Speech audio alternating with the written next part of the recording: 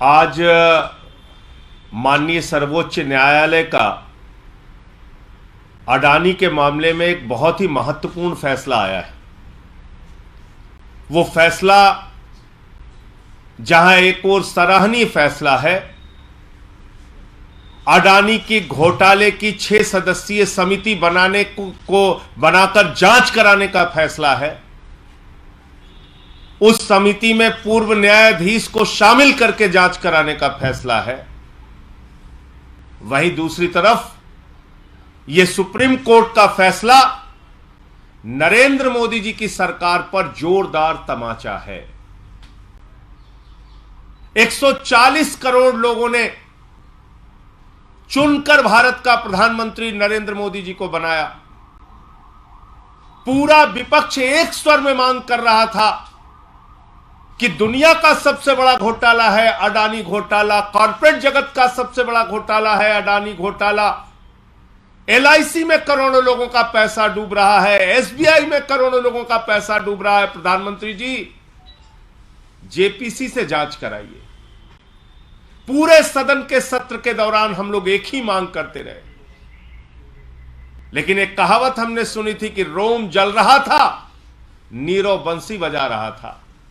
करोड़ों लोगों का पैसा डूब रहा था, अडानी का महाघोटाला सामने आया था और नरेंद्र मोदी जी जांच कराने से भाग रहे थे, जांच कराने के लिए तैयार नहीं थे, JPC बनाने के लिए तैयार नहीं थे। इसके पीछे कारण क्या है? इसके पीछे कारण बहुत ही साफ है, जो पहले दिन से मैं कह रहा हूं।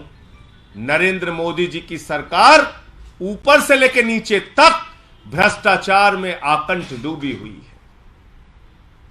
नरेंद्र मोदी जी की सरकार अडानी के साथ मिलकर देश की संपत्तियों को नीलाम कर रही है, औने पौने दामों में बेच रही है।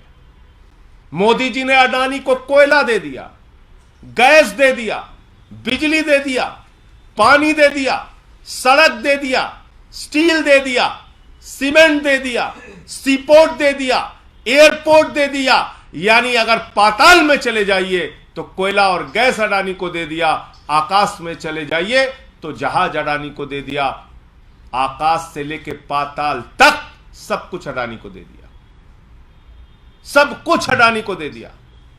और इतना ही नहीं रुके, 2.5 लाख करोड़ रुपए का कर्जा दे दिया। जब घाटा होने लगा व्यवसाय में तो 84,000 करोड़ का कर्जा माफ कर दिया।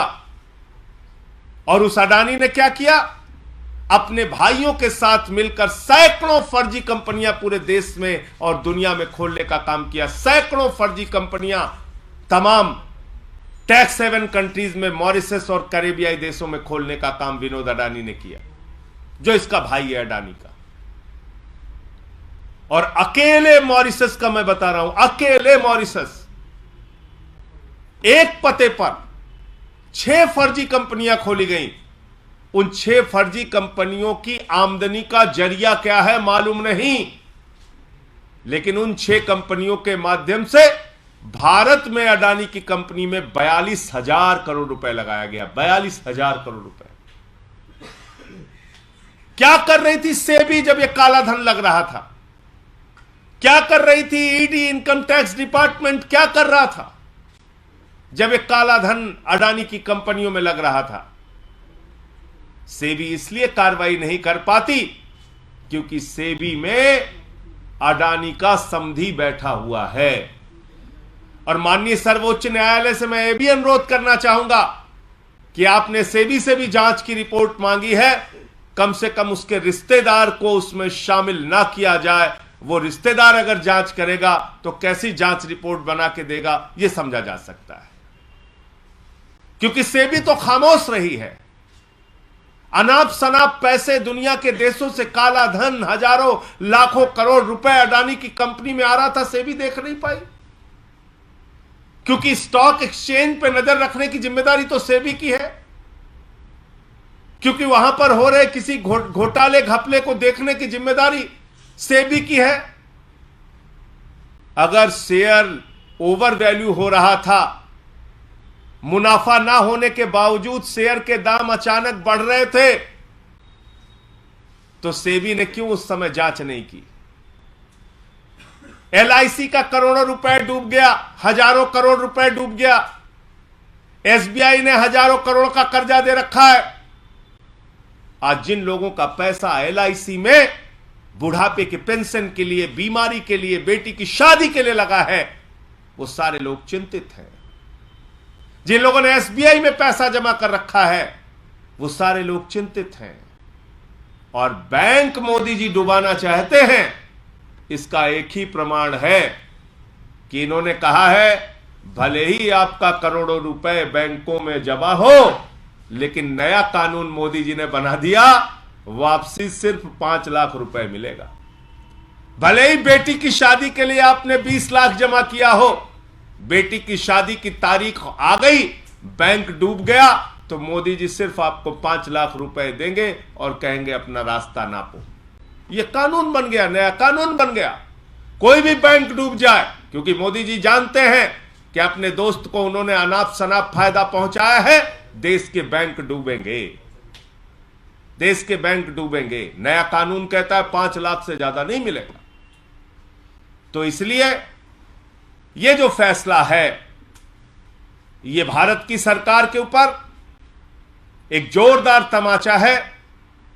और जांच एजेंसियों का दुरुपयोग विपक्ष के लोगों का गर्दन दबाने के लिए तो करते हो मोदी जी, अपने दोस्त अडानी को बचाने के लिए उन सारी जांच एजेंसियों को काल कोठरी में बंद कर देते हो, उस पर कार्रवाई नहीं करते हो। यह भी पूरे देश ने देखा।